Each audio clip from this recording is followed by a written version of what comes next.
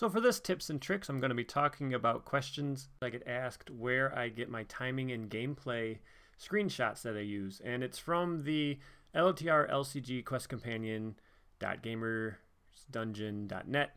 This is an amazing site. If you go to the timing and gameplay and round sequence tabs, then you get these awesome action window guides and explanations on all the steps of how a round of play works. It also has this great feature, and I go to it a lot of times, where you have a rule book, and then it also has the quests. So for this quest, I had a lot of questions, and I definitely had questions on the next one because it involves a bunch of new keywords. So I always go to this site. It's very easy to look up things. So here we're on Dungeons Deep and Caverns Dim. That's where it explains the riddle area and how riddles work. It also has some FAQs. So I really like this website. It helps me prepare for these videos that I make, and it helps me play correctly. I still make mistakes, of course, but without this website, I would probably make a lot more. So you should definitely check it out. All right, let's get on to the video. All right, let's go. Dungeons Deep and Caverns Dim, the third quest in the first Hobbit box. So we're going to start by adding the lake and the cavern to the staging area, and then we're going to create a riddle area, and that's going to use quest card 2A. But quest card 1B says, out of the frying pan, 14 quest points. Players cannot advance to stage 3A unless both 1B and 2B are complete. Forced, I'm going to reveal an additional encounter card. Yikes. Okay, so over here on the right, that's my riddle area. So that's where Bilbo is, and he's going to be answering the riddles posed to him by Gollum. So I'm going to find Gollum and Bilbo's magic ring. I'm going to place them in that riddle area. Bilbo gets the ring, of course, and then I'm going to give the encounter deck a shuffle. So this is the famous riddle quest. Riddle me this. All right. And then Riddles in the Dark, 9 quest points. Players cannot advance to 3A unless 1B and 2B are complete. Progress tokens cannot be added to, removed from this quest except by answered riddles. And then cards in this area are immune to player card effects and cannot leave the riddle area except by quest effects. All right, so riddles. So basically what you're doing is you're going to be getting encounter cards that have a riddle on them, and then you get a choice. You can either answer the riddle or resolve the card normally. And so this quest is all about, can you answer the riddles on the encounter cards as they are revealed? And when you do, you get to place progress on this quest, and then once you get 9 quest points, you will have completed this quest stage, and then you're also questing against the quest stage up in the staging area. If you fail a riddle, watch out for Gollum. He is a 0, 2, 3, 5, and then after you answer a riddle and fail to find at least one match, Gollum attacks Bilbo with no shadow. Bilbo's a 1, 1, 1, 3, and then he cannot gain resources from player card effects, and if Bilbo leaves play, the players have lost the game. He also found a magic ring, and that can help him with the riddles. Action: when answering a riddle, spend a Baggins resource to discard an additional player card from the top of your deck. There's no limit. Then action, we can exhaust Bilbo's magic ring, raise each player's threat by 2 to add a Baggins resource to Bilbo's resource pool. Now, instead of using the card, I'm going to actually put the replica of the one ring that I got with the 2-player starter kit. In the staging area, adding threat, we have Lake in the Cavern. It's 1 threat per player in the game. And then my hero lineup. All right, Dine Ironfoot's back, and he's going to be boosting my dwarves as long as he's ready.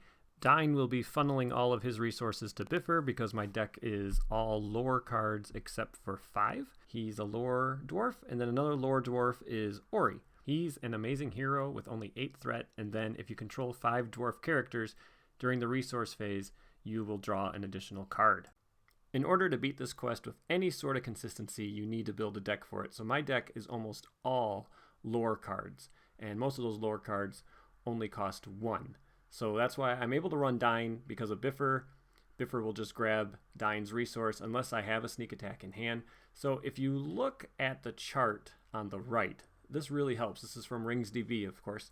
And so you can see my deck is almost all lore.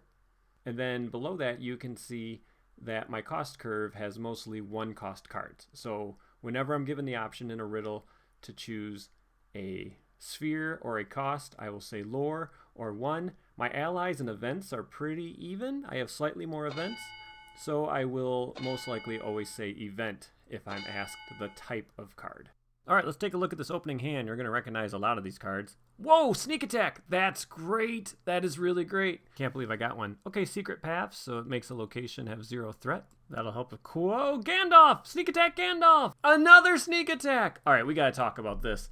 Ancestral knowledge. Okay, that's great. That might help me quest. This deck still has to do things. It can't just be a bunch of cards that cost the same and stuff. I mean, it actually has to win the quest. And then Protector of Lorien. I'm going to boost some stuff with Protector of Lorien. Sneak attack Gandalf. I cannot believe I got both sneak attacks. That's insane. I have played this deck against this quest 4 times, and I won 4 times with it. And on only 1 game was I able to sneak Gandalf in once. And then I get Strider's Path. Okay, great. So that helps me travel somewhere.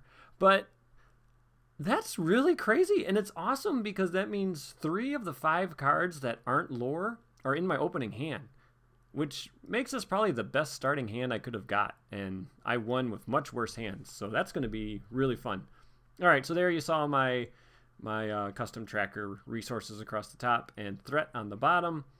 Yeah, okay, so let's do this. I'm going to be committing the heroes to the quest, and then we'll see if we get a riddle or not. So I'm committing 6, thanks to Dine being ready against 1. And our first card, we got a riddle, folks. All right, so it looks like we're going to discard the top 2 cards after naming a cost. And for every cost we get right, we get to place a progress on stage 2B over there. All right, well, like I said at the beginning of the video, I am going to be saying 1. And I know it says you're supposed to shuffle the deck, but that's so you can't use something that scries your deck, like Imladra Stargazer, to know what's coming. But since my deck's completely random and I haven't looked, I'm not going to shuffle. So here we go. I hope you guys don't mind that, but it would be random if I shuffled and random if I don't. My 2 cards, and 1 does cost 1. So I'm going to make my 1 progress on stage 2B over there. And you also saw me give Bilbo his resource. I forgot about him floating over there in his own little staging area. All right, well, that's cool. I got my 1 progress, so Gollum doesn't attack me. I got a riddle right. Say that 3 times. Ooh, and we get another riddle. So I name a sphere. I shuffle my deck, and I discard the top card. And for each card that I get right, I get to place a progress. I would love to get that, like when I'm just trying to place the last 2 or 3 progress on this stage, and I just spend Bilbo's resource, because naming lore is by far the easiest thing my deck does. Yeah, there you go. So discarded the top card. It was lore, and I make another progress. All right, 2 riddles, 2 successful answers, and we also made 5 progress. So that first turn could not have gone any better. That was great. All right, next round, we're going to give everybody money. I think I'm going to remember Bilbo this time. There you go, buddy. Get your little resource over there. And then I need to ready everybody. And let's see what card we get. And we get, okay, cool. It's an Erebor Hammersmith, so he's going to come right into play once I figure out where to put him. This is pretty hard to get everything on camera. So he costs 2, and then I'm going to move Dine's resource over to Biffer. And when the Erebor Hammersmith enters play from your hand, if you have an attachment in your discard pile, you can add that to your hand, the topmost attachment. Let's get this Protector of Lorien in play to help me quest. Like I said, the hardest part about this scenario, really, it's not building a deck to consistently get the riddles right. It's building a deck to consistently get the riddles right, and the deck does something useful. So you just can't put any card in there. You actually have to be able to win.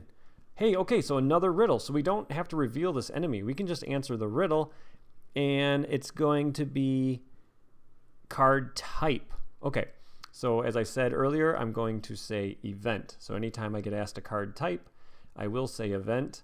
And so I'm just showing you that, there I go, I am naming event. And then I always have to double check how many cards do I get to discard. I get to discard 2 cards. So I got an attachment and an ally, so obviously I did not complete the riddle correctly, so I'm going to spend a resource thanks to the rings action there. So I can spend a resource. I get to do another card, and there we go. I got an event. So I successfully answered that riddle. I will place another progress. And then our next card, it has no riddle. It is an enemy, and it is the Goblin Driver. And it has a when revealed, exhaust a character you control. That's why I kept the Erebor Hammersmith up. I was worried about that enemy that makes you exhaust a character. And since I'm revealing 2 cards, I could very well get 2 enemies and have to defend twice. So, all right, Dine is ready. He's defending for 3, and attacking enemy gets +1, so I don't take any damage. And that's it. We're just going to go to the next round. So it is possible to lose with this deck against the quest if you get swarmed by enemies. You really need to try to keep the enemy swarms down, and sometimes that means you have to underquest. That means not send as many characters as you would like on the quest so you can get a handle of combat. All right, Longbeard Map Maker, so he's in here just so he can help me quest, so he's going to come into play. And then you can see over there, I once again forgot to give Bilbo his resource. When he's not next to my other heroes, it's easy to forget that I should also be giving him a resource. Plus, he's not on my tracker. So, all right, Dine's going to kick a resource over to Biffer. So I have 2 lore resources and nothing else I really need to put in play right now. Lots of events that could help me quest if I need to. So let's quest.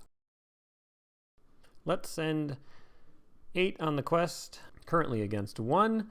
Okay, we get another enemy, so I'm going to have to deal with that. And then I'm hoping for a riddle, and good, I get it. Okay, and it's that same riddle. I'm going to name a type and then discard 2 cards. So once again, I will be saying event when I get a type. So there we go. I'm showing I picked event. And the first card is an ally. Okay, thank you, Dory. And then that's me remembering Bilbo should have had a resource because I realized I missed that earlier.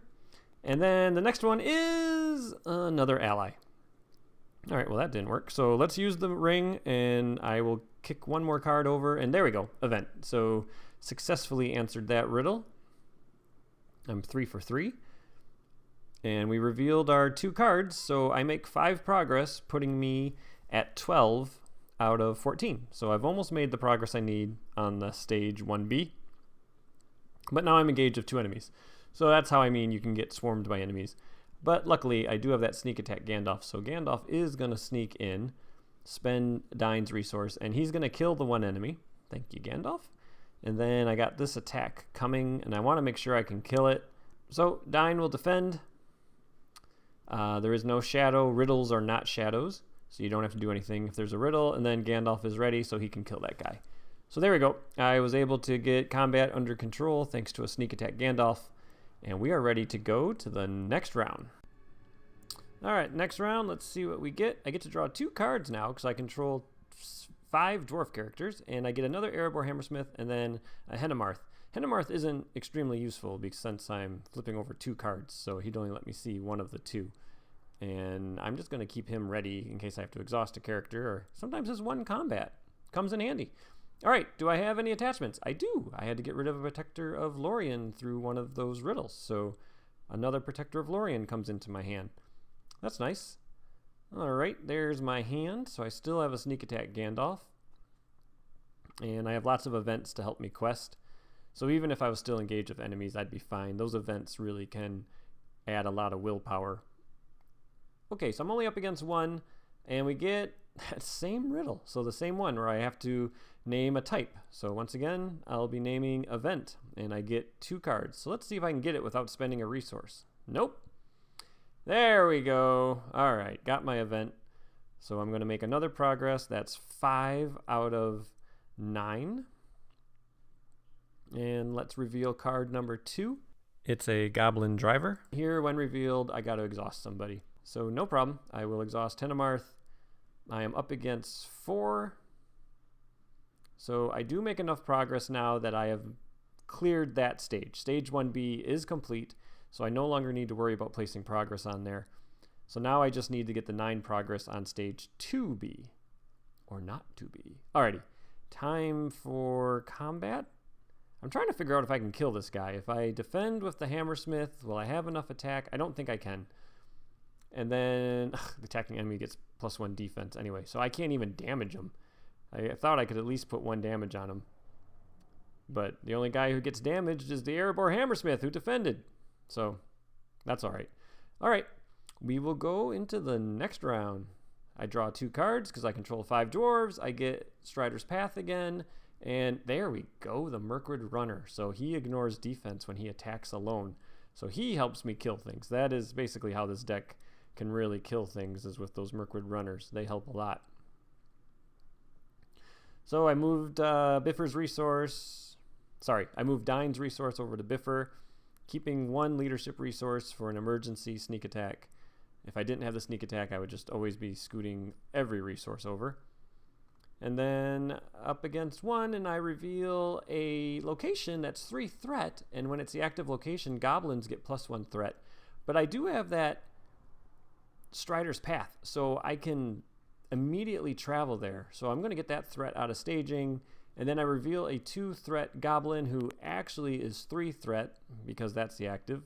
But that's okay. I make the 1 progress. I would have made none. I would have had to play an event to reduce the location's threat to 0. So he gets +1 for each cave in play. So he's actually attacking for a little bit more. And once again, I'm now engaged with 2 enemies. So you do have to keep these enemies in check. These goblins like to swarm you. All right, Dine will defend. So I got to deal damage among my characters equal to the number of goblins engaged with me. So somewhere I got to put down 2 damage. Well, that's no problem. I got tons of hit points everywhere. So I'll just put it on that Longbeard Mapmaker. Now I got this attack coming. I think I will defend with one of my Erebor Hammersmiths, and his says I have to exhaust somebody. All right, so Hennemarth is going to get exhausted, and let's see what I can do. So the Mirkwood Runner can take out this guy because he has 2 defense and 2 hit points, so he ignores that defense. And then everybody else swings in, and I'm not able to do enough damage. But I am able to put 1, and that's important because then next round the Mirkwood Runner can finish him off. So that's great. All right, next round I draw 2 cards. Infighting doesn't really help me at all in this quest, but that Warden of Healing sure does. Infighting lets you move damage around enemies. It's really just in here because it's a 1-cost lore card that's an event. I don't ever intend on actually using it in this quest. Okay, so the Warden of Healing will come into play. I do have some damage on the board, so let's take care of that. So he heals 1 on 2 different characters, and then you could immediately spend 2 lore resources to pop him back up. Can't wait. I used to play that wrong. I used to think I could trigger that whenever, but you do have to do it right after you've healed. All right, well, I don't need to make any progress, so I'm not sending very much. Can you believe this? We get that same riddle. Name a type. All right, so 2 cards, naming a type. Of course, I'm going to say event. And I get 2 allies. I would have cleared this a long time ago if I would have just said allies for all these. All right, so then I spend 1 resource, and I do get an event. I have lots of resources, so I'm going to try it again, and I get another event. Okay, wonderful. So there we go. I'm at 7. 7 out of 9. So let's reveal the next card, and ooh, it's another riddle. This is a harder one. You gotta discard 2 cards, and you have to name a sphere and a cost. So my deck is basically made to handle this riddle. So of course I'm gonna say lore, and I'm gonna say 1. And let's see, can I get 2 right? So the first one, Gandalf, get out of here. What the heck? Ah, there we go. Okay, peace and thought. Thanks, Bilbo. So let's try it again. Let's spend a resource and see if we can't get the final riddle answer here. It needs to be 1 cost in lore. Boom, there we go. Ancestral knowledge. I like it too because it has like knowledge on it, so it's like I knew it was coming. Okay, so we have cleared both stage 1B and 2B, so we are able to get rid of those suckers. And now we go to 3A into the fire. 3B. It's 16 progress. When revealed, the first player gains control of Bilbo, and then we have to reveal a card and add it to the staging area. Gollum engages the first player. Damage from undefended attacks made by Gollum must be placed on Bilbo Baggins. All riddle effects are ignored, and treachery cards gain surge. So no more riddles, and if we defeat the stage, we have won the game. Let's not forget the cave location there leaves play when we advance to stage 3A. So where were we when all this was happening? It was right in the middle of staging. So actually we're going to be revealing this card, and then we're actually going to be at the compare our willpower to threat in the staging area. Okay, so we reveal a 3 threat location. So now we're going to compare our willpower to the threat, and we're actually going to be able to play some progress. But if I play Secret Paths, I actually can make that threat 0, which is pretty good because let's place progress. I need to make 16. So I'm going to be able to clear the active location and throw some progress on the main quest. And then, yeah, let's travel. So we have an empty staging area and we have some enemies that we're engaged with, one of which is Gollum. All right, since I have it, I might as well sneak in Gandalf. Could have handled combat without Gandalf. I don't think I'd be able to kill both of these guys, but I might as well get him out of here. So let's have Gandalf come in. He's going to damage Gollum, and then there's no shadow on this attack that he defended. And then I'm going to defend with the Erebor Hammersmith. No shadow there either. He takes a damage, and then the Mirkwood Runner can kill that goblin, and then Gollum can be killed by Ori and the Hammersmith. And so, yeah, we take him out. So I think I would have been just a little short to kill Gollum. So I just wanted him out of there. And now we can go into the next round, and all I got to do is quest to win. But before we advance, since Hennemarth was still ready, let's take a peek. All right, just a 2-threat enemy coming out. Only 1 encounter card now. I'm drawing 2. Hey, look at that. Radagast Cunning. Radagast Cunning lets you make an enemy have 0 threat. So I'm going to have 0 threat in the staging area, and I just need to make 16 progress. So that's really great, because that goblin actually would have been 3 threat thanks to that cave that is our active location. So this really shouldn't be a problem. I'll just send everybody on the quest, giving me a grand total of, I think that's 16. And then, like I said, I'll play Radagast Cunning. And so that means I'm up against 0 threat, which is pretty cool. And then I have 2 Protectors of Lorien, and I have 5 cards in hand, so I'm just going to discard all my cards. That'll give me 5 more, and that is enough. So we have made all the progress we need. We've answered all the riddles. Bilbo didn't die. That's a successful run. I hope you guys enjoyed that one. It's an interesting quest. It's fun if you build for it and then answer the riddles right. It's actually pretty good. Going up against it with any old deck can be kind of frustrating, but to build for this one, it makes it a very fun quest. All right, everybody, take care. Bye-bye.